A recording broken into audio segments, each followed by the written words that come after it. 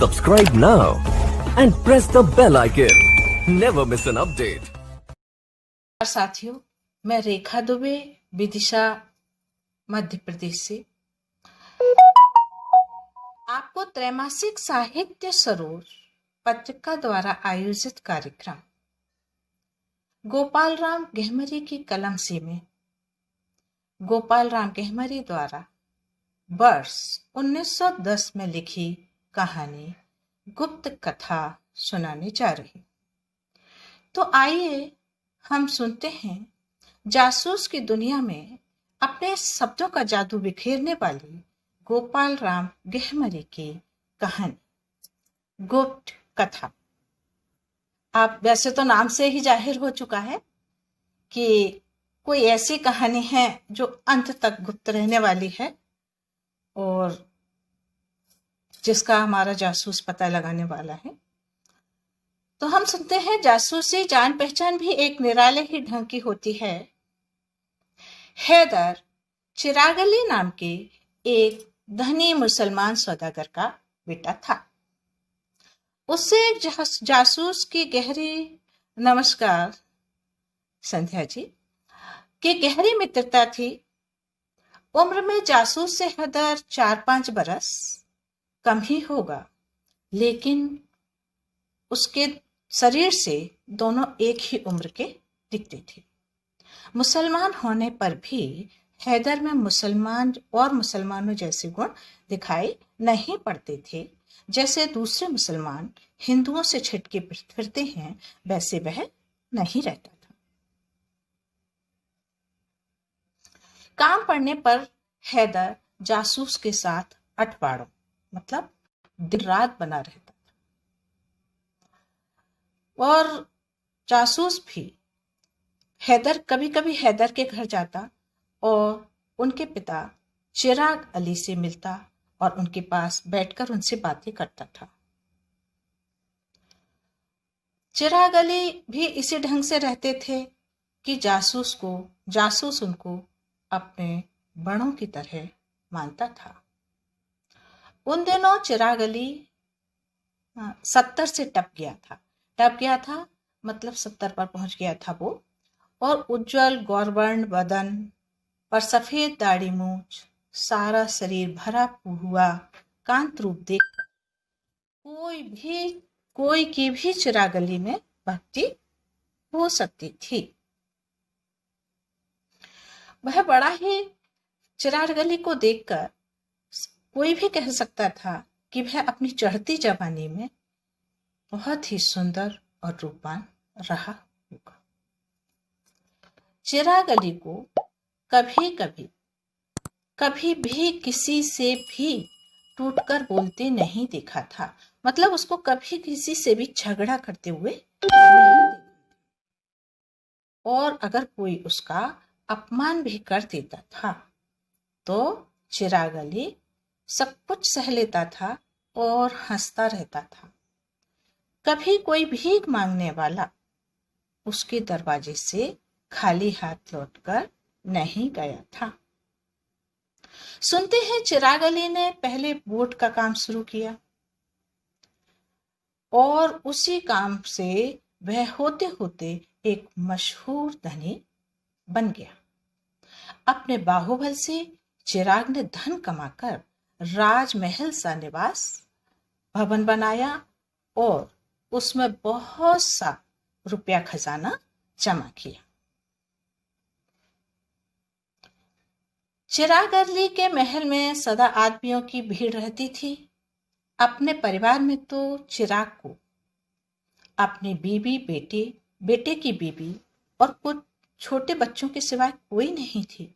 किंतु धन होने पर जगत में मीत भी बढ़ जाते हैं। वो वास्तविकता है कि जब व्यक्ति पर धन बढ़ता है तो उसके बहुत से साथी हो जाते हैं, और जब व्यक्ति का धन या मुसीबत पड़ती है तो साथी और रिश्तेदार और अपने बहुत प्यारे लोग भी दूर हो जाते हैं। तो वही वास्तविकता यहाँ उजागर होती थी कि उसके यहाँ सभी लोगों की भीड़ बनी रहती थी और इसी कारण चिराग अली का घर आदमियों से खचाखच भरा रहता था।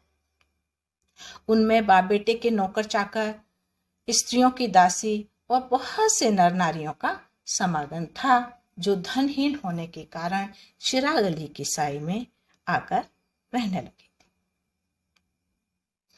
चिराग अली अपने ही घर में आए हुए गरीबों को तो पालते ही थे, साथ ही वह अनेक दुखी और दरिद्री लोगों का भी पेट भरते थे।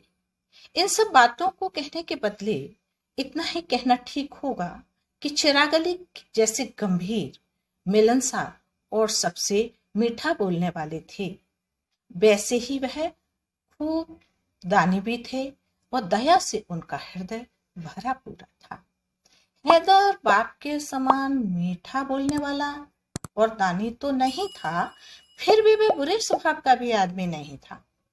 हैदर का चाल चलन और दीन दुखियों पर उसकी समानता देखने वाले लोग थे, वो ये समझते थे और कहते थे कि वह भी एक दिन अपने पिता की तरह बहुत ही दयालु और दीन बंधु बन जाएगा। बाप बेटे के चलन के बारे में तो यहाँ हम इतना ही कह सकते हैं। अब हमारे पास और कुछ कहने को नहीं बचा है। हम इतना ही कह सकते हैं कि उनके गुण वर्णन का अध्ययन पूरा करते हुए कि चिराग अली अपने नगर का चिराग ही था और सब लोगों में उसकी जैसी महिमा थी, अपनी बिरादरी में भी वैसी ही बड़ाई थी।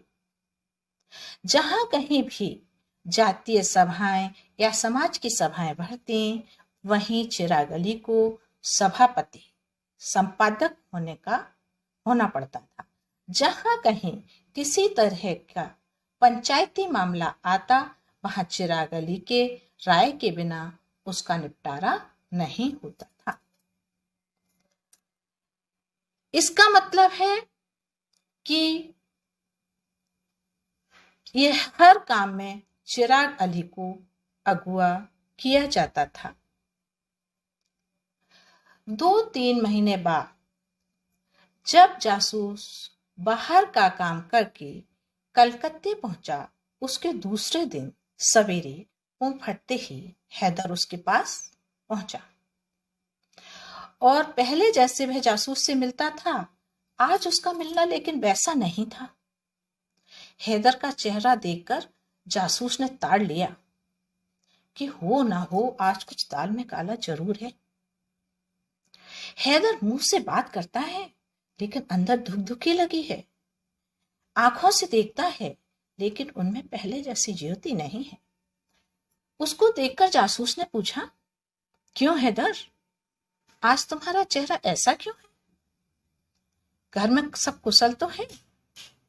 पिता तो अच्छे हैं ना? हैदर ने कहा, आपका समझना ठीक है, मैं सचमुच बहुत दुखी हूं और उस दुख को कहने के लिए ही आपके पास आया। मेरे बाप मरने की दशा में पहुंचे हैं। अब जान निकले कि तब निकले, बस यही बात हो रही है। डॉक्टर वैद्य दवा करते हैं, सेवा के लिए भी नौकर चाकर उनको हाथों हाथ लिए हुए हैं, लेकिन किसी तरह उनकी बीमारी समझ ही नहीं आती है। उनसे हाल चाल पूछे तो वह कुछ कहते ही नहीं, नहीं कुछ बतलाते हैं। इतना ही कहते हैं, अब की बचना नहीं है, अब चाहे कितनी भी दवा दारू करो। अब मेरा मरने का दिन आ गया है, अब कहिए क्या किया जाए। मेरी तो अकल काम नहीं करती। अभी मैंने सुना आप कल बाहर से आए हैं, इसी से दौड़ा आया हूं कि उनका हाल सुनकर आप कुछ तदबीर बताएंगे। जासूस ने पूछा, अच्छा उनको क्या हुआ है? उनका सब हाल कहता हुआ, क्या हुआ सो कहो तो मैं अपनी राय तो पीछे दूंगा। तो जासूस ने जब ये पूछा तो हैदर बोले, अच्छा आप सुनिए, मैं आपको उनका हाल कहता हूं। यह कहकर हैदर ने कहानी सुनाना शुरू की कि उनके पिता को क्या हुआ है। हैदर बोले, 3 महीने हुए एक दिन मैं संध्या को पिता के पास बरामदे में बैठा था। इतने में एक बूढ़े मुसलमान मेरे पिताजी जी से मिलने आए और ज्यों ही आकर उन्होंने पास की कुर्सियों पर बैठे, वैसे ही उन्होंने पिताजी से कहा, क्यों, आप मुझे पहचानते नहीं हैं? पिताजी ने कहा, आपका चेहरा तो हमको याद आता है, लेकिन यह याद नहीं आता कि हम आपसे कहाँ मिले थे। जवाब में बूढ़े ने कहा, मैं एक बात बतला देता हूँ, उसी से आपको याद आ जाएगा। मैं आपसे बंबई प्रदेश के एक गांव में मिला था। आपको वहां के अली भाई याद हैं? मैं भी वहीं रहता हूँ। मेरा नाम इब्राहिम भाई है। पिता की बात सुनकर, इतना सुनते ही पिताजी का एकदम चेहरा बदल गया। उन्होंने मुझसे कहा, बेटा तुम थोड़ी देर के लिए बाहर जाओ, मैं इनसे थोड़ी बात करना है मुझे। पिता की बात सुनकर मैं वहां से चला गया। फिर उन लोगों में क्या बात हुई मुझे कुछ भी नहीं मालूम। उनकी उम्र पिता से ऊंची थी। सदा अब वो पिता के पास ही रहने लगे उस दिन से। इसी से मैं उनका कुछ और पता नहीं लगा सका। तभी से मेरे घर में उन्होंने रहना शुरू कर दिया और पिताजी ने उनको रहने के लिए एक कोठरी खाली करवा दी और उनको आराम के लिए नौकर चाकर दे दिए। पहले ही दिन की बात सुनकर इतना समझा था कि उनका नाम इब्राहिम भाई है और वह बंबई के किसी गांव में रहने वाले हैं। इसके सिवा और कोई भी हाल मुझे उनके बारे में नहीं पता और न ही इसके आगे मैं कुछ जानता था। पहल तो वह बहुत सीधे साधे से मालूम हुए, लेकिन जब वह पुराने हो चले तब उन्होंने बड़ा रौब जमाया, हम लोगों को दबाने लगे। तब उन्होंने नौकर चाकरों पर भी बेकाम हुक्म जारी करना शुरू कर दिया, और जो उनका हुक्म नहीं मानता था या उनका हुक्म मानने में जरा सी भी देर करता था तो उसको पिताजी के सामने ही ऊंच नीच कहने के सिवाय मारपीट भी करने लगी। पिताजी उनका यह व्यवहार देखकर भी अनदेखा कर देते थे और कुछ भी नहीं बोलते थे। इस कारण नौकर लोग सब सहने लगे। जिनसे नहीं सहा गया वह नौकरी छोड़कर चले गए। यहां तक कि बहुत से पुराने नौकर जब नौकरी छोड़कर चले गए, हम लोगों को उनके जाने का बहुत दुख भी हुआ। पिताजी उस बूढ़े पर यह समझ में नहीं आया कि पिताजी उस बूढ़े पर इतनी दया, इतनी प्रेम क्यों रखते हैं। और इसका कारण जब हम लोगों को कुछ भी मालूम नहीं हुआ तो हम चुप ही रहे, क्योंकि हमारे पास इसके अलावा कोई उपाय नहीं था चुप रहने के अलावा। व्यापार का सब काम, यहां तक कि एक दिन ये घटना घटित हुई कि जो नौकर सारा काम करता था, जिसके हाथ में पूरे व्यापार का काम संभालता था, उसको भी एक दिन बूढ़े ने बहुत ऊंच नीच कहा और बिना कसूर उसको इतना सताया कि उस नौकर से नहीं सहा गया। उसने अपना सब दुख जाकर पिताजी को कह सुनाया। उस समय बूढ़ा भी पिताजी के पास बैठा था। पिताजी के सामने भी बूढ़े ने उसको बहुत बातों के तीर मारे। जब वहां भी पिताजी ने कुछ नहीं कहा, तब वह पुराना और विश्वासी नौकर नौकरी छोड़कर उसी दम यह कहता हुआ चला गया कि अब इस दरबार में नौकरी करने का दिन नहीं रहा। भले आदमियों की इज्जत अब यहाँ नहीं बचती। उसके चले जाने के बाद सबका काम मेरे सिर पर पड़ गया।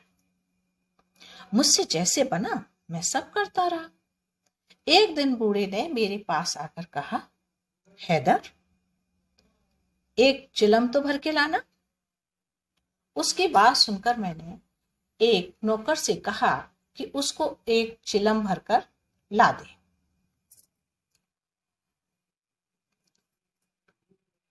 तो जैसे ही मैंने यह कहा नौकर से कि तू मुझको इसको एक चिलम भर के ला के दे, तो बूढ़ा इतना सुनते ही आग बबूला हो गया और कड़क कर कहा, क्यों हैदर, तेरा इतना कलेजा हो गया कि तूने मेरा हुक्म मानने से इनकार कर दिया। मैंने जो काम, तेरे बाप ने आज तक जो काम नहीं किया, वह काम तूने कर दिखाया। उस इब्राहिम भाई पर हम लोगों को पहले से ही बहुत रंज था, लेकिन पिताजी के सबब से हम लोग उससे कुछ नहीं कहते थे। लेकिन उस दिन तो मुझसे उसकी बात सही नहीं गई और मैं एक जूता लेकर यह कहता हुआ कि उठा कि अच्छा, मैं अपने हाथ से तेरा कहना किए देता हूं, और पास जाकर उसके सिर पर कई जमा दिए। बूढ़ा जलते तेल के बैगन सा खोल उठा और मुझे अंट संट बकता हुआ चला गया। मैंने उसकी ओर फिर आंख उठाकर नहीं देखा। इस तरह उसको मेरे हाथ से पीटे जाते देखकर और सब लोग मन में कितने खुश हुए, यह तो मैं नहीं कह सकता। लेकिन इस घटना के कुछ समय पीछे पिताजी ने मुझे बुला भेजा। मैं जब उनके सामने गया तब देखा वह बूढ़ा भी उनके पास बैठा था। उसको दिखाकर पिताजी ने कहा, क्यों बेटा, तुमने इन्हें जूते से मारा? मैंने कहा, हाँ पिताजी, अपमान से जब क्रोध के मारे नहीं रहा गया तब मुझे ऐसा करना पड़ा। इतना कहकर उसने मुझे जो तमाकू भर लाने को कहा था वह सब बात कह डाली, और उसने नौकरों के साथ जो दूसरा व्यवहार किया था वह भी जहां तक याद आया पिताजी से सब कह सुनाया। मेरी बात सुनकर पिताजी थोड़ी देर तो चुप रहे। उफ, तुमने बहुत खराब काम किया है। देखो, तुम्हारे एक चिलम भर तमाकू भर देने से यह खुश थे, तो उसको कर देने से ही तुम सबका बखेड़ा मिट जाता। तुमने वैसा ना करके बड़ा खराब काम किया है। पिताजी की बात सुनकर क्रोध के मारे मेरा शरीर कांपने लगा। मैंने बाप के सामने जैसी बात कभी नहीं कही थी वैसी बात कह दी। मैंने उनकी बात से बिगड़कर कहा, पिताजी, आपने कभी मुझे तमाकू भरना तो सिखाया नहीं, ना तमाकू भरने का हुक्म दिया कि मैं उस काम को सीखता। फिर जो काम ऐसा नीच है जिसको मैंने कभी नहीं किया, वैसा काम करने के लिए मुझे वह आदमी कहे जो पराया अन्न खाकर पेट पालता है। आप चाहे खुश हो या ना हो, मैं उसके कहने से ऐसा काम नहीं कर सकता। इतना सुनकर पिताजी ने कहा, अरे बेसऊर, तूने ऐसा खराब काम किया है जैसा कोई नहीं करेगा। जिसको मैं इतना आदर करता हूं उनको तुमने जूते से मारा। उस पर अपने खराब काम और कसूर की माफी तो दूर की बात है, माफी ने कसूर तो माफी क्या मांगेगा, उल्टा तो लंबा लंबा जवाब दे रहा है। तुमको समझना चाहिए कि तुमने जो जूते मारे हैं वह उसके सिर पर नहीं पड़े, वह मेरे सिर पर पड़े हैं। तुमने उसको नहीं मारा, मुझको मारा है। अब तुमको चाहिए कि किसी तरह हाथ पांव पड़कर इनसे माफी मांगो, नहीं तो तुम्हारे हक में यह अच्छा नहीं होगा। मैंने उनकी बात सुनकर कहा, मेरे हक में अच्छा हो या ना हो, लेकिन इस बार तो मैं आपका कहना नहीं मान सकता। आप हमें बिल्कुल अनुचित हुक्म दे रहे हैं। इसकी मार से आप क्यों दुखी हैं, वह मेरी समझ में नहीं आता। यह बड़ा नीच आदमी है। साधारण पाहुने की तरह घर में आकर यह अब सब घर का मालिक समझता है अपने आप को, और हम सब लोगों को नौकर चाकर गिनता है। आपको इसकी पहली हालत याद नहीं है? अभी इसको मैंने इसकी करने का पूरा फल नहीं दिया। मैं आपके सामने ही कह देता हूं, अगर यह फिर हमारे साथ इस तरह करेगा तो मैं इसके आगे ही, आपके आगे ही इसको जूतों से मारूंगा और उसी दम कान पकड़कर घर से बाहर निकाल दूंगा। मेरी बात सुनकर पिताजी बोले, देखो हैदर, मैंने समझा था कि तुम हमारी लायक औलाद हो। दया माया सब बातों में लोग तुमको मेरी तरह ही आदर और सम्मान से देखते हैं, लेकिन अब मैं देखता हूं तो बिल्कुल उसका उल्टा पाता हूं। जो बेटा बाप की बात टाल दे उसका मुंह देखना भी पाप है। तू अभी मेरे सामने से दूर हो जा। बड़े लोग कहते आए हैं कि पिता की बात ना मानने वाला बेटा बेटा नहीं है। अब मैंने पिता की बात सुनकर कहा, पिताजी, आप मुझे नाहक क्रोध करते हैं। दंड दीजिए तो दोनों को दीजिए, और नहीं तो आप हमारे जन्मदाता पिता हैं। आपका हुक्म मुझे सर आंखों पर है। इसी से आपकी बात मानकर मैं यहां से जाता हूं। लेकिन जाते जाते इस बार इस बूढ़े को कुछ सिखलाए जाता हूं। इतना कहकर मैंने अपने पांव से जूता निकालकर उस इब्राहिम भाई को खूब बाजार भाव पीटा। अब पिता ने बहुत तेरा उनको बचाना चाहा, लेकिन बूढ़े शरीर से कमजोर के सबब अरे रे रे, अरे पाजी, दूर हो दूर हो, इतना कहने के सिवाय और कुछ नहीं कर सके। पिता ने चिल्लाकर नौकरों को बुलाया, लेकिन वहां कोई नहीं आया। तब मैं मन माना उसको जूतनदाज से पूजा करता रहा। उसके बाद वह इतना कहता हुआ चला गया, अब फिर भी तुम यहाँ, और इसके बाद ये कहता हुआ मैं खुद चला गया कि अब तुम अगर यहाँ आए रहे तो जानिए कि हमारे हाथ से तुम्हारा काल है। मुझ पर पिताजी इतना गुस्सा थे कि उनके मुंह से फिर कोई बात ही नहीं निकली। वह बैठकर कांपते रह गए। वहां से तो हट गया, लेकिन घर छोड़कर कहीं नहीं गया। पास के एक कमरे में छुपकर सब सुनने लगा कि पिताजी कैसे रहते हैं, क्या करते हैं। मैंने एक दरार में से देखा, बूढ़ा वहां से उठकर और पिताजी से बोला, देखो अली साहब, मैं जाता हूं, लेकिन इतना बदला ले लूं तब मेरा, इसका बदला ना ले लूं तो मेरा नाम इब्राहिम भाई नहीं। वह बूढ़ा वहां से यह कहकर चला गया। पिताजी ने उसको बहुत रोका, लेकिन उसने कुछ न माना। वह घमंड के मारे उनकी बात न मानकर वहां से चला गया। अब हम आगे बढ़ते हैं कि इसके बाद क्या हुआ। जिस दिन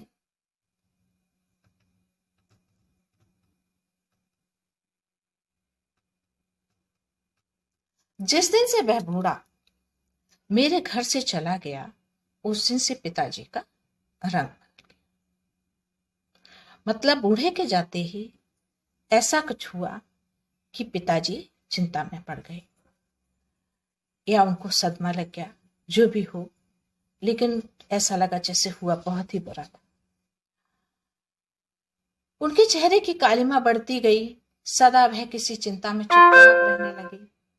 चिंता के साथ साथ ही उनका आहार भी घटने लगा। अब जो वो भोजन करते थे उसका 10वां हिस्सा ही भोजन कर पाते थे। जिस दिन पिताजी के सामने उस बूढ़े के जूते लगाकर वहां से चला आया था, उस दिन से मैं पिताजी के सामने ही नहीं गया था, लेकिन छिपकर सदा यह देखता रहता था कि पिताजी क्या करते हैं, कैसे रहते हैं, उनका दिन कैसे बीतता है। उनका सब हाल में नौकरों से भी ले लिया करता था। पिताजी की यह दशा देखकर मैं डर गया कि क्या होगा। इब्राहिम भाई पिताजी से अपमान का बदला कैसे लेंगे। और कहीं वह पिताजी ने इब्राहिम भाई के अपमान को कहीं अपना अपमान तो नहीं समझ लिया। मुझे यह भी डर था। मुझे इस बात की बड़ी चिंता हुई कि पिताजी किस कारण इतने दुखी हैं और क्यों उनकी ऐसी दशा हो रही है। मैं दिनों दिन इस बात की खोज करने लगा, किंतु कुछ भी पता नहीं लगा कि क्या बात है। एक दिन सवेरे पिताजी अपने बैठक में बैठे थे। देखने से मालूम पड़ता था कि वह किसी गहरी चिंता में चित्त दिए हुए हैं। मन में मेरा मन विचार कर रहे थे कि वह मन ही मन कुछ विचार कर रहे थे कि इतने में डाकिये ने आकर उनके हाथ में एक चिट्ठी दी। उनको बैठक में आकर उनके हाथ में पिता को चिट्ठी दी तो मैं बहुत हिचकिचाया, क्योंकि अब तक वह सदा द्वारपाल या नौकरों को ही चिट्ठियां देता आया है।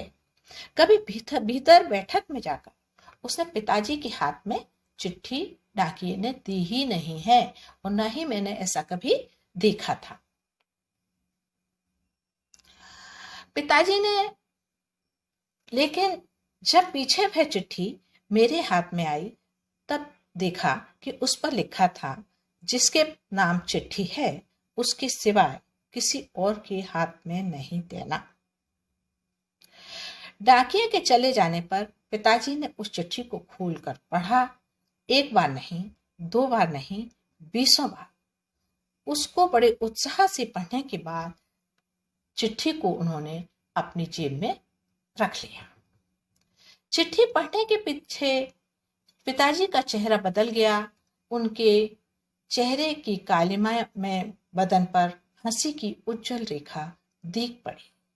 बहुत दिनों बाद प्रसन्नता जो उनके बदन से दूर हो गई थी, उस दिन फिर देखने में आई।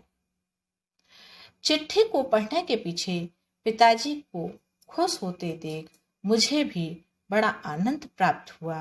मैंने समझा कि पिताजी ने चिट्ठी में ऐसा कुछ शुभ समाचार पाया है कि उनकी चिंता दूर हो गई है। किंतु पीछे जब देखा कि उनका खुश होना थोड़ी देर के लिए ही था, तब मन बहुत डरा। मुझे मालूम हुआ कि बुझता हुआ चिराग जैसे अंत में एक बार चमक उठता है, मरते समय मनुष्य भी जैसे एक बार थोड़ी देर के लिए सारे रोगों से छुटकारा पा जाता है। पिताजी का खुश होना भी शायद ठीक कुछ वैसा ही तो नहीं था। पिताजी उस चिट्ठी को पढ़ते ही प्रसन्न होकर उठे। उन्होंने एक नौकर को बुलाकर हुक्म दिया कि देखो, बीमारी से कई अठवाड़े बीत गए, मेरा नहाना खाना ठीक से नहीं होता है। आज स्नान भोजन का ठीक ठीक प्रबंध करना। मेरा शरीर आज भला चंगा है। हुक्म पाकर नौकरों ने ऐसा ही किया। उस दिन खुशी मन से पिताजी ने आहार भी अच्छी तरह किया। आहार करने के पीछे कुछ समय लेट जाने का उनको अभ्यास था, लेकिन उस दिन उनका उल्टा उन्होंने किया, जिसकी मुझे बड़ी चिंता हुई। पिताजी ने आहार के पीछे ही बैठक में आकर एक चिट्ठी लिखना शुरू किया। इस बात से मुझे और चिंता हुई। पिताजी सदा चिट्ठी लिखने का काम नौकरों को देते थे। उस दिन पिताजी ने अपने हाथ से चिट्ठी लिखते मैंने पहली बार देखा था। चिट्ठी लिखना पिताजी ने भोजन करने के बाद शुरू किया था, किंतु अंत कब किया मुझे नहीं मालूम। रात के 2 बजे तक जब मैंने देखा कि उनका चिट्ठी लिखना खत्म नहीं हुआ, तब मैं सो गया। फिर कब उनकी चिट्ठी पूरी हुई सो मुझको कुछ भी नहीं।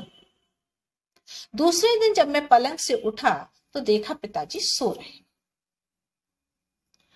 सदा सवेरे जब वह पलंग से उठते थे तो 2-3 घंटे बाद भी नहीं उठे, तब एक नौकर ने उनको जगाना चाहा।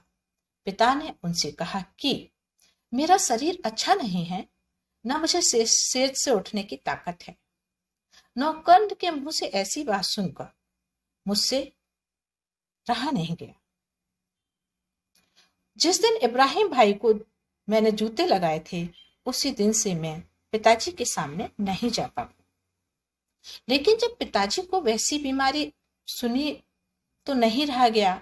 उस दम उनके कमरे में जाकर सेज पर एक कोने में बैठ गया। उनके बदन पर हाथ फेर कर देखा तो उनका सारा शरीर आग हो रहा था। मैंने पिताजी से पूछा कि आपको क्या हुआ है, शरीर कैसा है? मेरी बात सुनकर पिताजी बोले, बेटा मुझे क्या हुआ है सो मैं खुद भी नहीं जानता, तुम्हें क्या बताऊं। लेकिन इतना मालूम पड़ा कि मुझे बड़े जोर का ज्वर हुआ है और इस ज्वर से मैं अब नहीं बच पाऊंगा। इसी के हाथ मेरा काल है। उनकी बात सुनकर मैंने कहा, पिताजी ज्वर तो बहुत लोगों को हुआ करता है, आप इससे इतना क्यों डरते हैं? फिर कलकत्ते में डॉक्टर और वैद्यों की कमी है क्या? उनकी दवा से आप ठीक हो जाएंगे। मेरी बात सुनकर पिताजी बोले, जब मैं खूब जानता हूं कि मैं इस बार मेरे को शरीर में आराम नहीं होगा, तब बेकार का रुपया पैसा फेंकने से क्या फायदा? मैंने उनके जवाब में कहा, रुपया है किसके वास्ते? यह सब अपार धन किसका है? जिंदगी भर की आपके कमाई करके आपने यह धन जमा किया है, फिर आप ही के लिए यह धन नहीं खर्च नहीं किया जाए तो इस धन का उपयोग ही क्या है? आप चाहें या माने या ना माने, मैं इसमें अब देर नहीं करूंगा।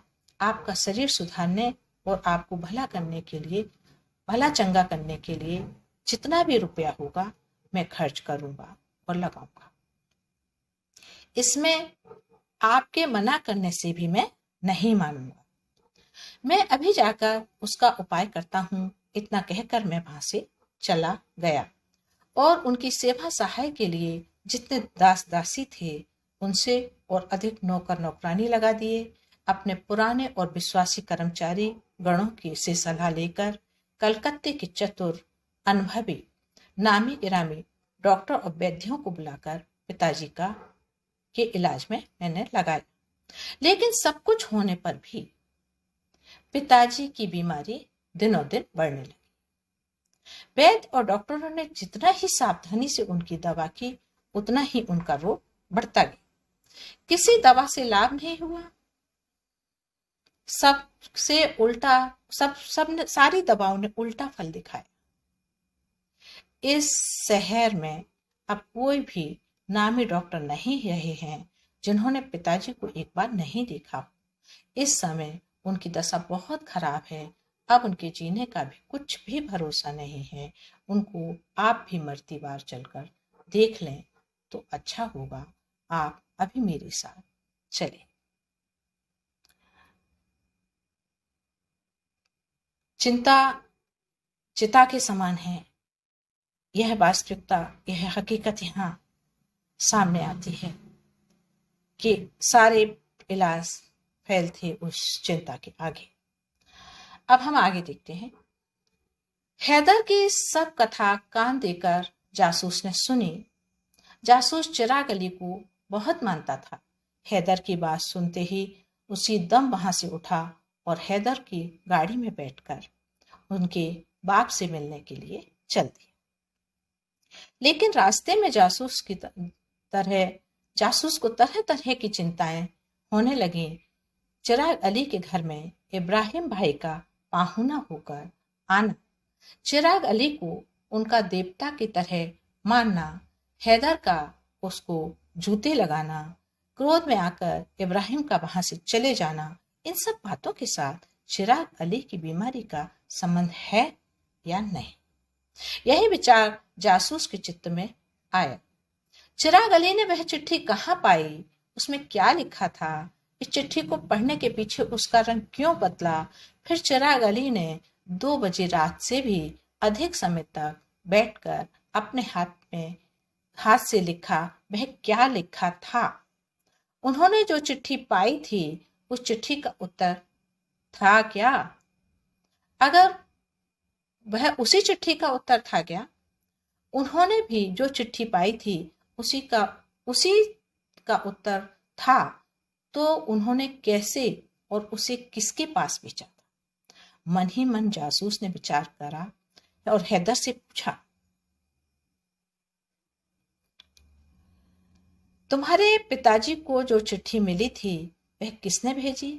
उसमें क्या लिखा था? उसका तुमको कुछ हाल मिला?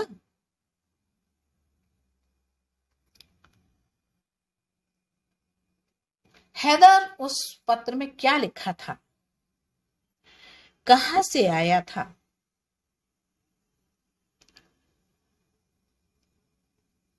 इस बात को जानने के लिए मेरी भी इच्छा हुई, यहाँ तक कि वह चिट्ठी मेरे पास आई।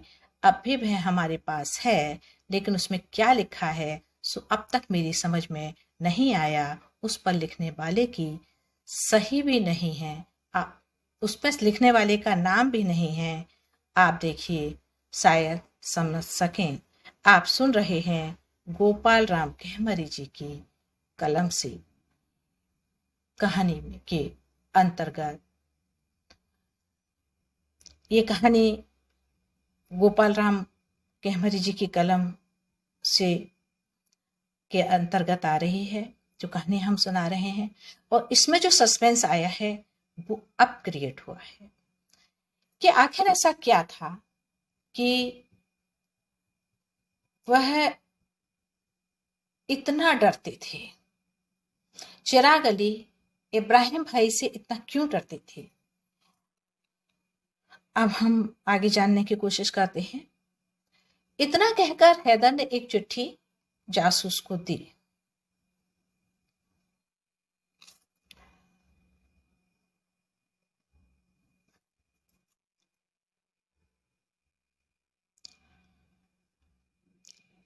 जासूस ने उस चिट्ठी को कई बार पढ़ा, लेकिन कुछ भी उसका मतलब नहीं मालूम हुआ और न ही वह उसका अर्थ समझ पाया। अली, सिर्फ चिट्ठी में इतना लिखा था, अली, सब ठीक हो चुका है, अब कुछ देर नहीं है, तैयार हो जाओ, शहर बंबई। गोपाल राम कहमरी जी की कलम से। बताइए, जासूसी दुनिया में चंद लोगों ने जब अपना नाम कमाया था, उस समय उन्होंने इतनी गहरी और इतनी बड़ी बड़ी कहानियों का लेखन किया। बहुत बड़ी बात है। जासूस ने उसे पढ़कर हैदर के हवाले किया और कहा, लो रखो, इस चिट्ठी से तो कुछ भी मतलब मालूम नहीं हो रहा है। इतना जाना जाता है कि इस चिट्ठी के लिखने वाले ने तुम्हारे पिता से कोई काम करने के लिए कहा था। उसने उस काम को पूरा करके तुम्हारे पिता को लिखा है, लेकिन तुम्हारे पिता ने किसको किस काम के लिए कहा था, उसको वह जब तक आप नहीं बतलावेंगे तब तक जानने का कुछ उपाय नहीं है। मतलब जिस व्यक्ति की चिट्ठी थी, उस व्यक्ति को हैदर के पिता ने, चिराग अली ने कुछ काम बोला था, और वह काम क्या बोला था वह चिराग अली के पिता ही बता सकते हैं।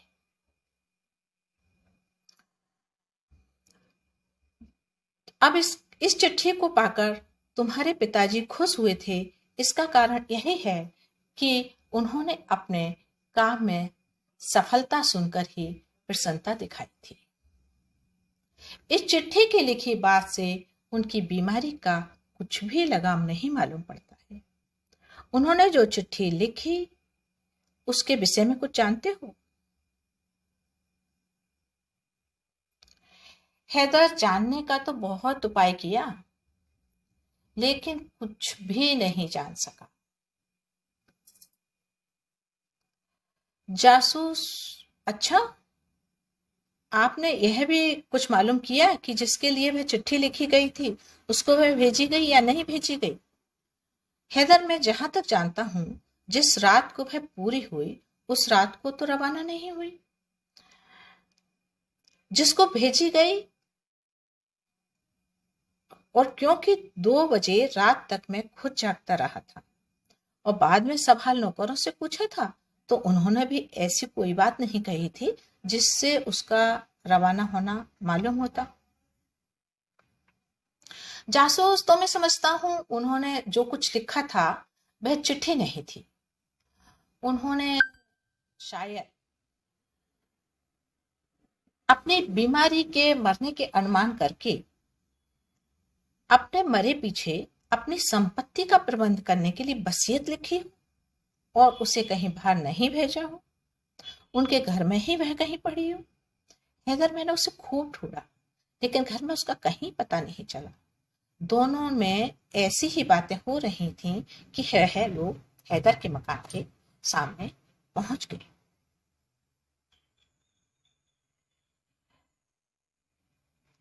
गोपाल राम गेहमरी की कलम से कार्यक्रम के अंतर्गत अब हम 5वीं झांकी प्रस्तुत करते हैं, जिसमें हम एक दुखद समाचार के साथ आगे बढ़ेंगे। हैदर और जासूस दोनों ही गाड़ी से उतरकर भीतर जाते हैं कि जनान खाने से रुलाई सुनाई देती थी। जाना गया कि हम लोगों के वहां पहुंचने से पहले ही चिराग अली का शरीर छूट गया। चिराग अली को मरा जानकर जासूस लौट जाना चाहता था, लेकिन इस दशा में हैदर को छोड़कर जासूस से लौटते नहीं बन रहा था। आंसू संभालता हुआ जासूस हैदर के साथ कोहरामपुरी में गया, लेकिन वहां जाने पर मालूम हुआ कि चिराग अली के कमरे में जाने का कोई ढंग नहीं है। भीतर के महल से जिन स्त्रियों ने बाहर कभी पांव नहीं रखा था, उन्होंने भी चिराग अली की बैठक में आकर चिल्ला चिल्ला कर आकाश फाड़ना शुरू कर दिया है। नौकर चाकर सब अलग खड़े आंसू पोंछ रहे हैं। महल में रहने वालों में कोई ऐसा नहीं जिनकी आंखों में आंसू न बहता हो। जासूस के साथ हैदर भीतर गया, लेकिन वहां की दशा देखने पर उससे अब रहा नहीं गया। अधीर होकर लड़के की तरह रोने लगा। अब हैदर को चुप कराना कोई सहज काम नहीं। ऐसा समझकर जासूस ने 2-4 पुराने विश्वासी नौकरों को अलग अलग बुलाकर उनको समझाया और कहा कि स्त्रियों से कह दो कि वे जनान खाने में चले जाएं। चिराग अली के मरने की खबर सुनकर थोड़ी देर में यहाँ शहर के इतने आदमी आ जाएंगे कि पैर रखने की भी जगह नहीं होगी। बेहतर होगा कि अब वह तुरंत भीतर चली जावे और उनका सब काम जैसा आपके यहाँ होता है वैसा किया जाए। उन नौकरों ने वैसा ही किया। सब स्त्रियों को भीतर भिजवा दिया। सब बैठक स्त्रियों से खाली हो गई। चिराग अली का शरीर बाहर लाया गया। उसको मुसलमानी धर्म से के अनुसार पलंग पर रखकर अनेक लोग दफन करने को ले गए। साथ में हैदर भी गया। बैठक में अकेला जासूस ही रह गया। मृत शरीर विदा होने के पीछे चिराग अली के अनेक हित मित्र वहां आए, लेकिन सब चले गए। 2 ही 3 आदमी उनमें से जासूस के साथ बैठे रहे। अब घर सूना पाकर जासूस अपना काम करने लगा। पहले धीरे से उसी घर में पहुंचा जिसमें चिराग अली बीमार होकर पड़े थे। देखा वहां जिस पलंग पर चिराग अली बीमार होकर पड़े थे, वहां 2-4 टेबल कुर्सी टिपाई, उसके सिवा और कुछ भी नहीं था। उस घर में जासूस को जाते देखकर चिराग अली का एक नौकर वहां पहुंच गया। उसको जासूस ने कई बार चिराग अली के पास आते हुए देखा था। उन्होंने उसे चिराग अली का पुराना और विश्वासी नौकर समझा। उसको देखते ही जासूस ने उससे पूछा, क्यों जी, यही चिराग अली के सोने का कमरा है? नौकर हंसा। कुछ दिन तो इसी में सोते थे, इसके सिवाय किसी और को यहाँ आने का या सोने का हुक्म नहीं दिया जाता था। जासूस, कितने दिन से वह इस घर में सोते थे? नौकर, हम तो 5-7 बरस से उनको इसी घर में सोते थे। जासूस, उनका संदूक वगैरह किस घर में रहता है? नौकर, उनको मैंने किसी चीज को कभी अपने हाथ से लेते या उठाते या रखते नहीं देखा है। जब उनको जो चीज की दरकार होती है उसको वह हैदर अली साहब से मांग लेते हैं या किसी नौकर से मंगवाते हैं। जासूस वह अपने जरूरी कागज पत्र कहाँ रखते थे? नौकर हमने तो उनको कोई भी कागज पत्र अपने हाथ से रखते हुए नहीं देखा। और रुपए पैसे?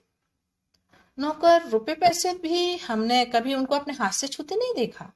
जब जरूरत होती थी नौकरों को हुक्म देते थे और उस हुक्म से पूरा करवाते थे। जासूस, चिराग अली ने मरने के पहले अपने हाथ एक बड़ा सा कागज लिखा था, तुमने देखा? नौकर, हाँ देखा। एक दिन रात एक दिन रात बैठकर उन्होंने बहुत बड़ा पत्र लिखा था। जासूस, तुमको मालूम है उन्होंने उसको कहाँ रखा था? नौकर, मैं नहीं जानता कि उन्होंने उसका क्या किया। जासूस, उसे वह किसी को देकर तो नहीं गए? नौकर, किसी को देते तो नहीं देखा जान पड़ता। उन्होंने किसी को दिया भी नहीं। दिया होता तो हम लोग जरूर जान जाते। जासूस, तो फिर उसका करा क्या? नौकर, मैं तो समझता हूं कहीं पर रख गए। जासूस, रख गए हैं तो कहाँ रख सकते हैं, तुम जान सकते हो? नौकर, रखने से की तो कोई जगह मालूम नहीं होती। अगर रखा होगा तो जरूर इसी घर में रखा होगा। इससे बाहर तो कहीं रख नहीं सकते। जासूस, अच्छा तो आओ हम तुम मिलकर उसको खोजें। इस घर में से कागज बाहर जा ही नहीं सकता। तो अब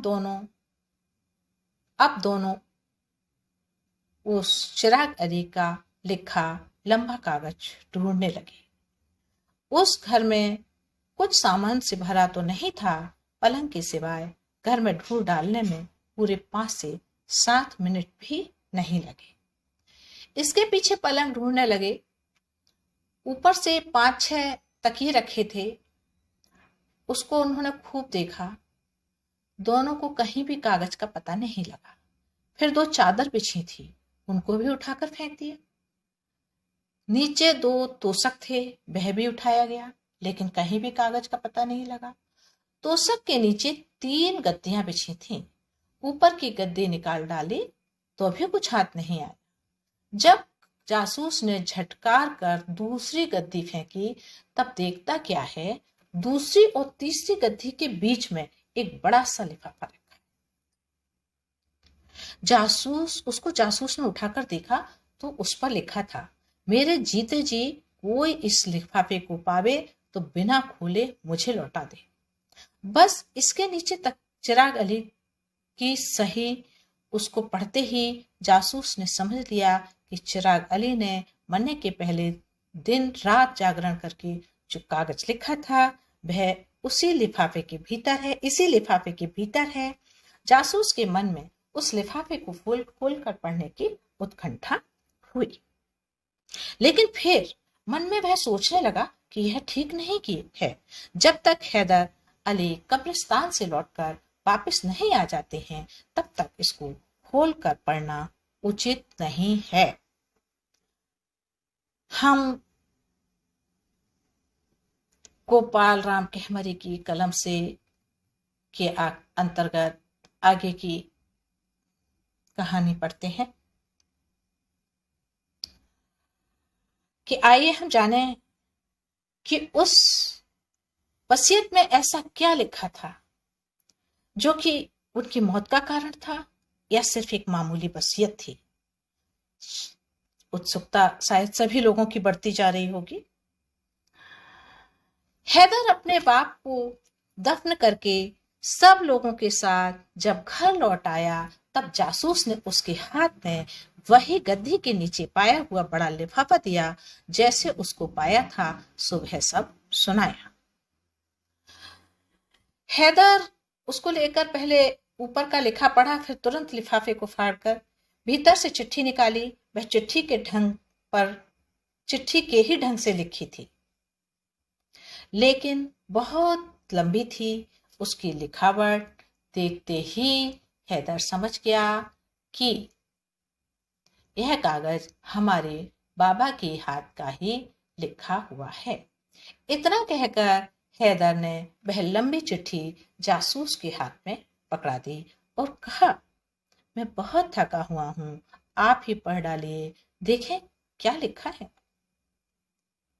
जासूस हैदर से चिट्ठी लेकर पढ़ने लगा। उसमें लिखा था, बेटा हैदर, तुम्हें एक मेरे लड़के हो, तुमको भी मालिक ने लड़का दिया है।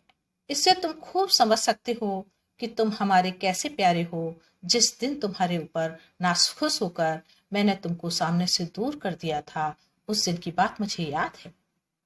एक साधारण बेजान पहचान के आदमी को मारा था।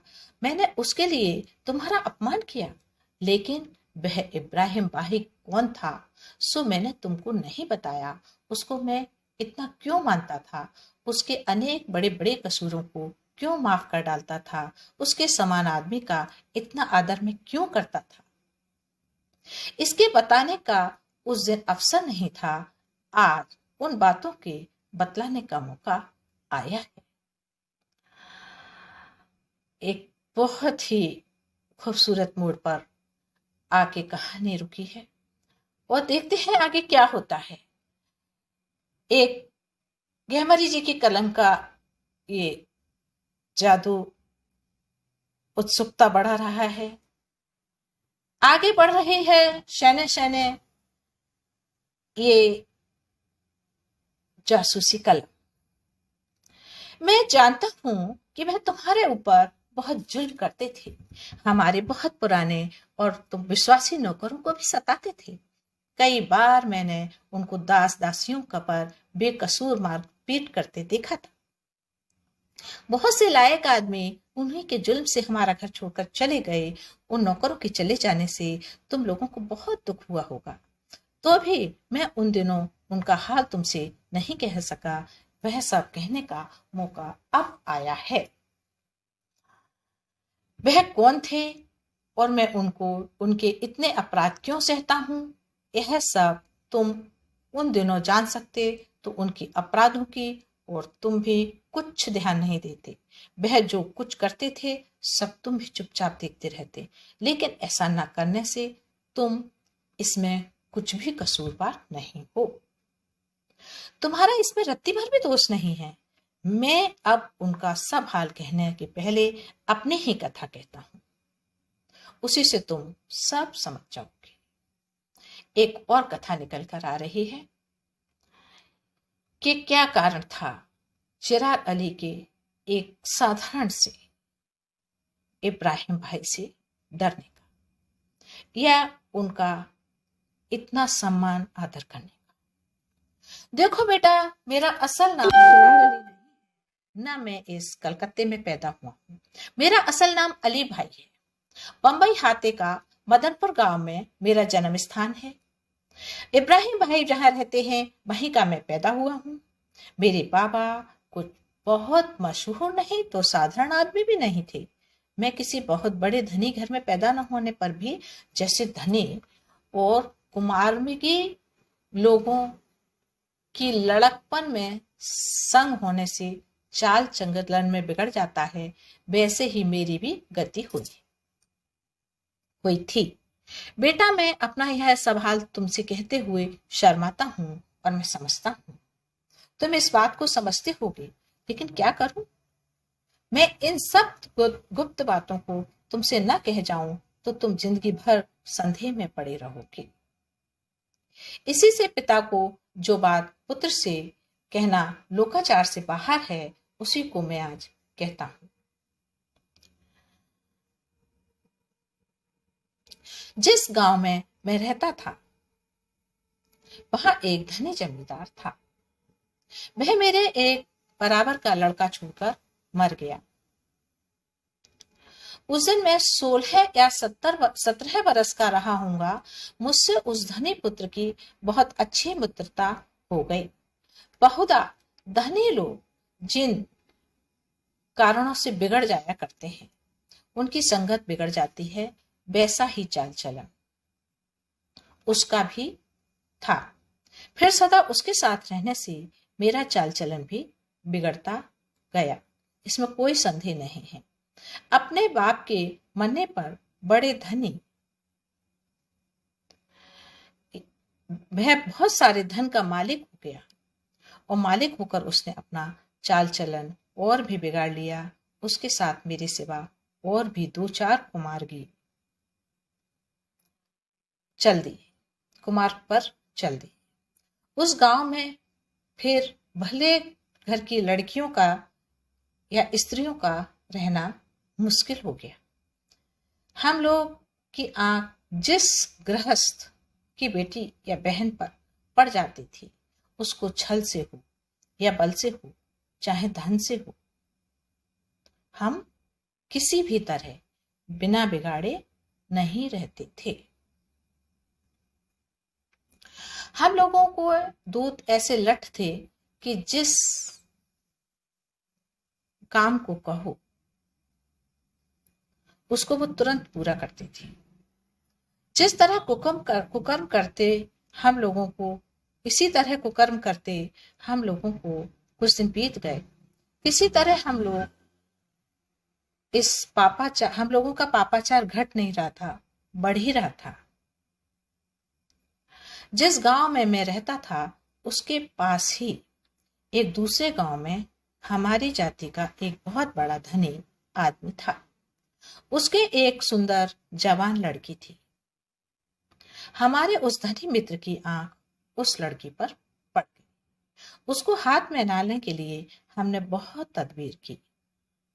जब किसी तरह भी मतलब नहीं निकला, तब हम लोगों ने डाकूपन का काम शुरू किया।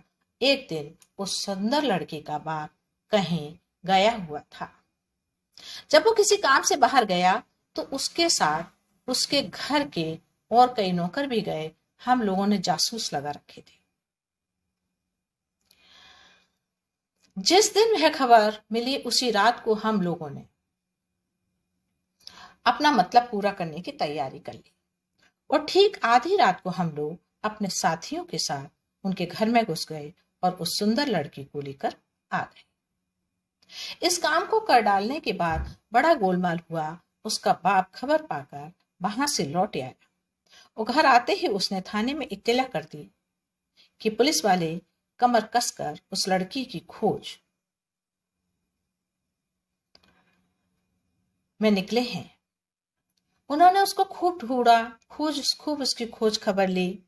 उसके पीछे जब वो थक गए ढूंढते ढूंढते, तो उन्होंने रिपोर्ट की कि डकैती की इत्तला की गई है, वह गलत है, झूठी है।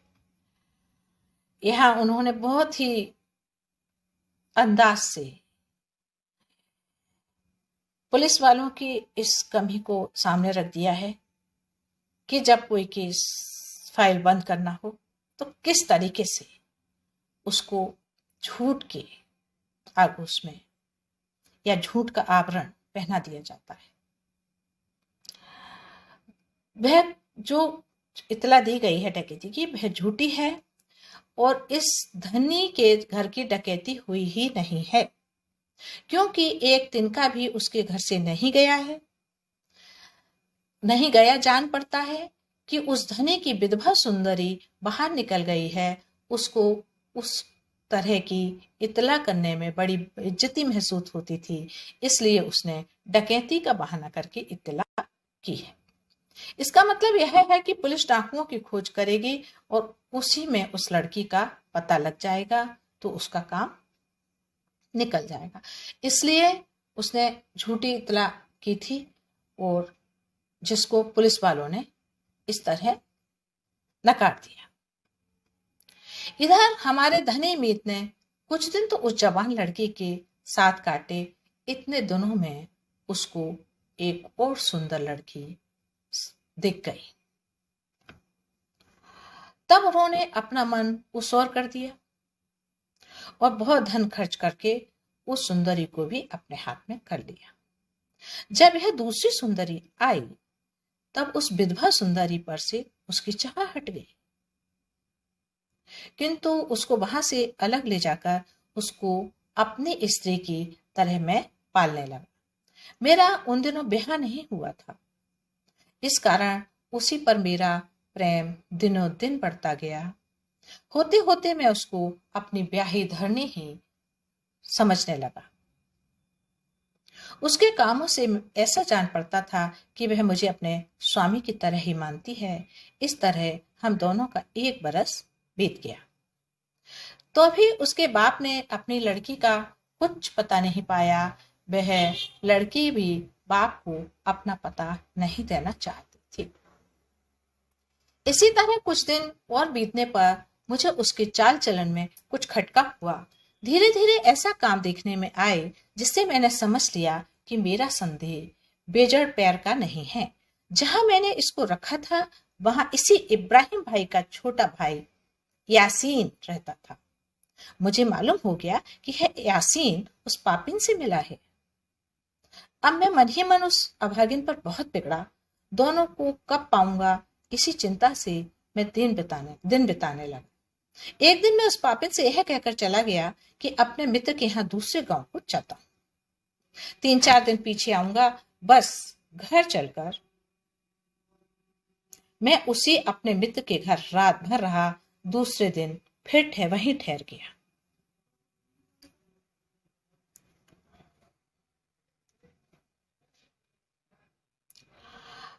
फिर जब रात हुई तो खाना खाकर जब मेरा मित्र सो गया, मैं एक बड़ी भुजाली लेकर वहां से चला।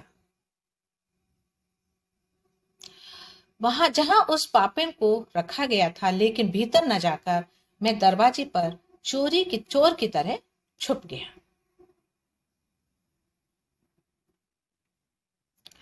जब रात बहुत हो गई तो गांव के लोग सो गए, सर्वत्र सन्नाटा छा गया। तब वह सुंदरी सांपिन घर से बाहर निकली और दरवाजे पर आकर खड़ी। उसके थोड़ी देर बाद ही यास्मीन भी अपने घर से आया और तथा दोनों एक साथ उसी घर में घुस गए। दरवाजा बंद कर लिया। मैं पीछे की दीवार से टपक कर भीतर गया। आंगन से दालान में पहुंचता हूं और सामने ही यासीन मिल गया। उसके हाथ की भुआली से मैंने उसको इतनी जोर से मारा कि वह वहीं गिर गया। यासीन को गिरते देखकर पापिन चिल्ला उठी। मैंने उसी दम उसको भी काटकर उसका काम तमाम कर दिया और दोनों की लाश पास ही पास रखकर बाहर आया तो देखता हूं मोहल्ले के बहुत से आदमी दरवाजे पर खड़े हैं। जब मैं बाहर निकला तब है सब लोग मुझे पकड़ने के लिए दौड़े, लेकिन हाथ में छुरी देखकर कोई पास नहीं आया।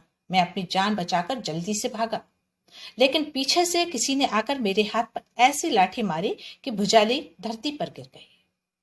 तब मुझे खाली हाथ पाकर कई लोग दौड़े और होते होते पुलिस वालों तक खबर पहुंच गई और उन्होंने मुझे हथकड़ी लगाकर हवालात में डाल दिया।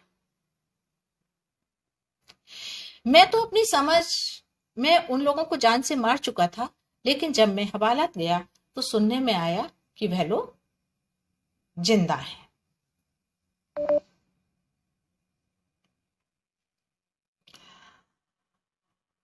यासीन और वह पापिन दोनों जीते हैं यह सोचकर दुख हुआ, लेकिन थोड़ी देर बाद खबर आई कि वो दोनों मर गए।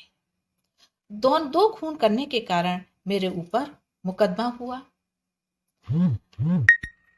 इन्हीं दिनों उसको कर्मी के बाप ने को खबर मिली। उसने सरकार नालिश की कि अब मेरे ऊपर यह अपराध लगा कि मैंने उसके घर में डाका डालकर उसकी लड़की को चुराया है। अब मैंने ही उसका खून किया है। बस उसका बाप कचहरी में खड़ा होकर मेरे ऊपर मुकदमा साबित करने के लिए तन मन धन से लग गया, तदबीर करने लगा। अब यासीन का खून करने के कारण उसका भाई यही इब्राहिम अपने भाई का बदला लेने के लिए पैरवी करने लगा। मैं हवालात में पड़ा हुआ सड़ने लगा।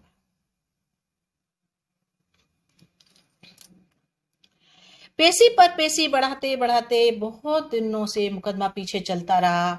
मेरे बाप ने खूब धन खर्च किया और मुझे बचाने की पूरी कोशिश की। नामी गिरामी वकील बैरिस्टर खड़े किए। मेरे उस धनी मीत ने भी खर्च करने में अपना हाथ कोई पीछे नहीं खींचा और उसने भी मुझे बचाने की जब मदद की, लेकिन वह कुछ सफल नहीं हुआ।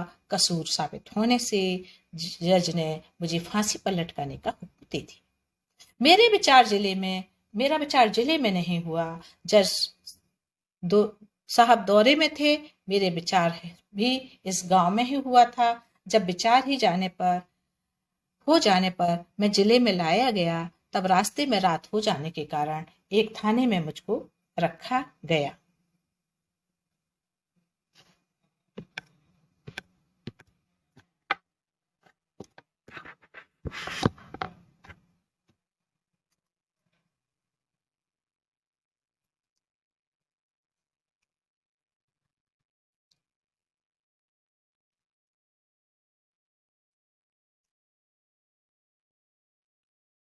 थाने के गारद पर 2 सिपाहियों का पहरा था। जब रात बहुत बढ़ गई, ठंडी हवा चली, नसीब की बात कि गारद के जो सिपाही पहरा दे रहे थे, जब रात हो गई, ठंडी हवा चली तो उनको नींद आ गई। जब उनको गारद के भीतर नींद आ गई तो मैंने गठजोड़ करके अपने हाथ की हथकड़ी को निकाल लिया। इसमें मेरे हाथ का बहुत सा चमड़ा भी कट गया। हथकड़ी उसी गारद में छोड़कर बाहर आने की चिंता करने लगा, लेकिन खूब अच्छी तरह देखने पर भी मालूम हुआ कि गारद से बाहर आने का कोई भी रास्ता नहीं है। जो है वह बंद है, उसमें फाटक नहीं, लोहे के छड़ लगे हैं और उसी के बाहर दोनों पहरेदार नींद में पड़े हुए। मैंने उन छड़ों में से एक को पकड़कर हिलाया तो हिलने लगा। मालूम हुआ कि जिस चौखट में वह जड़े हैं वह सड़ गया है। मैंने जोर से छड़ को खींचा तो वह सटाक से काट से अलग हो गया। एक ही छड़ के निकल जाने पर मेरे निकलकर भागने का रास्ता बन गया। मैं गारद से निकलकर भागा। बाहर तो भागा, लेकिन पहरे वाले सिपाही जाग गए और जैसे ही उनकी नींद खिली, आसामी भागा चिल्लाते हुए दोनों मेरे पीछे दौड़े। मैं जितनी जोर से बना जी जान छोड़कर भागा, कांटे चुभे कुछ जैसे, लेकिन क्या पांव के नीचे पड़ते हैं इसका मुझे ध्यान थोड़ी था। जिसको फांसी पर चढ़ने की तैयारी हो चुकी हो, उसको जान का कोई लोभ होता है। मैं उस अंधेरी रात में ऐसा भागा कि पीछा करने वालों को पता ही नहीं मिला। मैं भागता हुआ वो एक जंगल में घुसा। फिर थोड़ी देर दौड़ने पर वह जंगल भी समाप्त हो गया। मैं फिर मैदान पाकर उसी तरह दौड़ता गया और बराबर रात भर दौड़ता रहा। दौड़ते दौड़ते जब सवेरा हुआ तब मुझे एक सघन जंगल मिला। मैं उसी में पुनः घुस गया। मुझे यह नहीं मालूम कि रात भर में मैं कितना दौड़ा। जब दिन निकल आया, उसी जंगल में दिन भर पड़ा रहा। जब सूरज डूब गया फिर मैं बाहर हुआ और पहली रात के समान बराबर रात भर चलता रहा। 2 रात बराबर चलने पर जी में भरोसा हुआ कि अब मैं बहुत दूर आ गया। जब सवेरा हुआ तब फिर जंगल में नहीं गया। दिन निकलने पर मुझे एक बस्ती मिली। मैं एक गृहस्थ के द्वार पर गया। उसने मुझे पाहुनों की भांति आदर किया।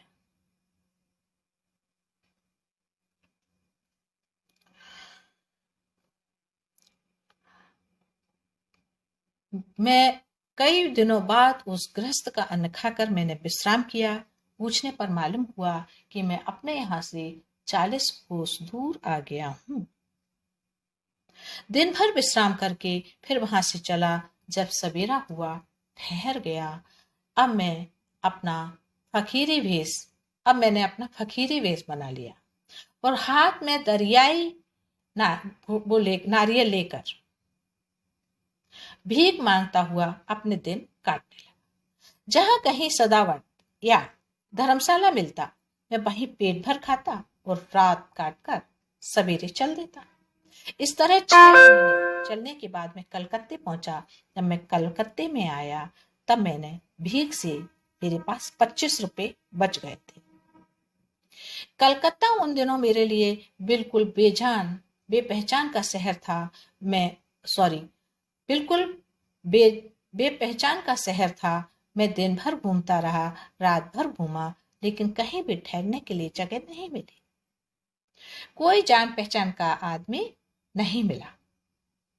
बंबई के दूसरे कुछ मुसलमान देखने में मुझे आए, लेकिन मैं उनसे नहीं बोला, पकड़ जाने के डर से। बस सिर्फ अपने फकीरी वेश में घूमता रहा। मैंने समझ लिया कि घनी बस्ती में बाहर छप्पर के मकानों में एक मकान भाड़े पर ले लूंगा।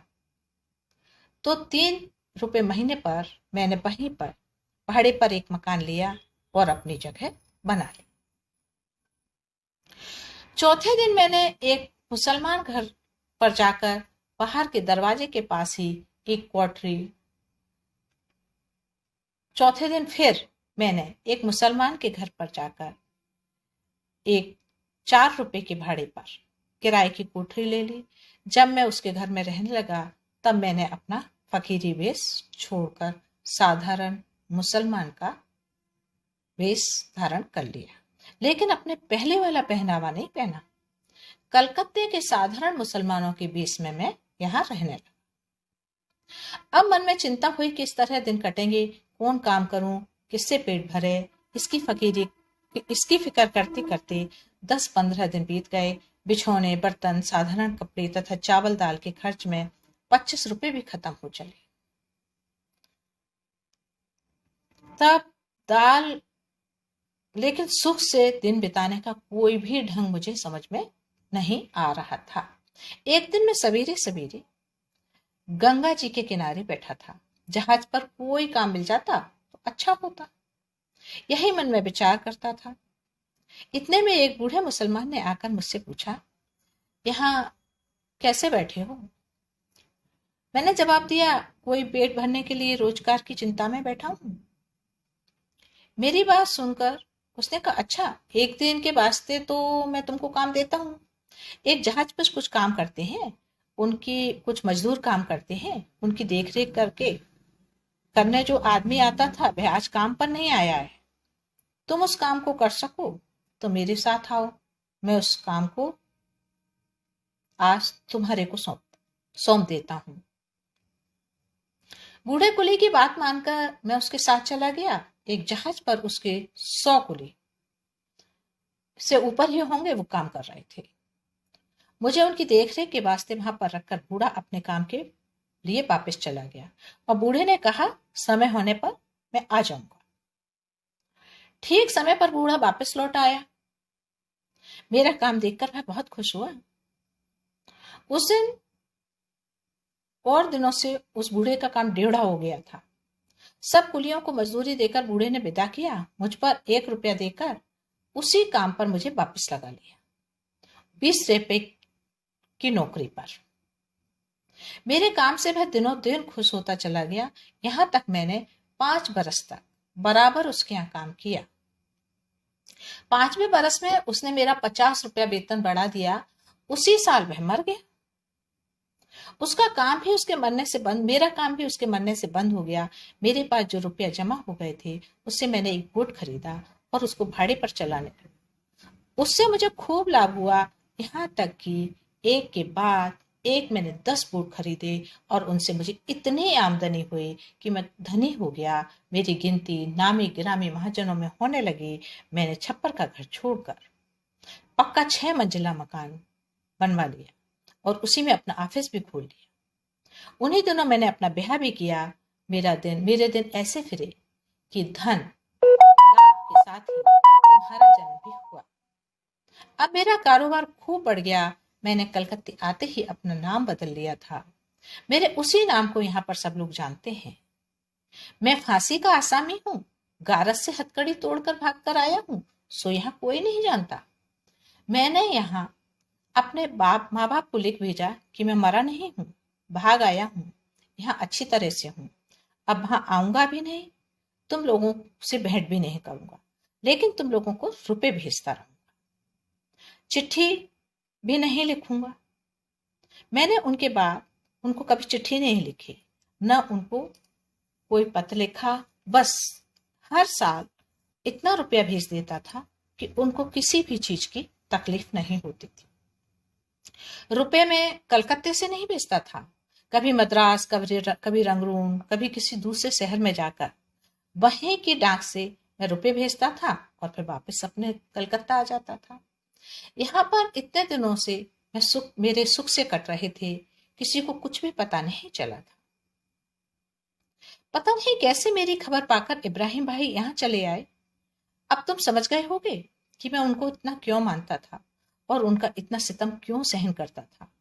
अब वह यहाँ से बिगड़कर बंबई गए हैं। कि पुलिस से सब हाल बताकर उन्होंने मुझे चिट्ठी लिखी है। पुलिस अब तुरंत यहाँ आवेगी और मुझे पकड़कर बंबई ले जाएगी। यहाँ मुझे वहां मेरे लिए फांसी तैयार है। बेटा हैदर, यही हमारा गुप्त भेद है। पुलिस अब यहाँ आवेगी तब फिर चुपचाप अपना व्यर्थ मनोरथ देखकर लौट जाएगी, क्योंकि मैं यहाँ नहीं हूं। इस कारण क्योंकि यहाँ कुछ गोलमाल होगा, वह तुम्हारी मर्यादा को बट्टा लगा देगा। अब मेरा मरने का समय आ गया है। मैं खुशी से संसार छोड़ता हूँ बेटा, मुझे बिता दो। तुम्हारे वास्ते जो कुछ चाहिए मैंने सब कुछ कर दिया है। तुम मेरी तरह किसी भी कुकर्म में नहीं फंसो, यही मैं चाहता हूं।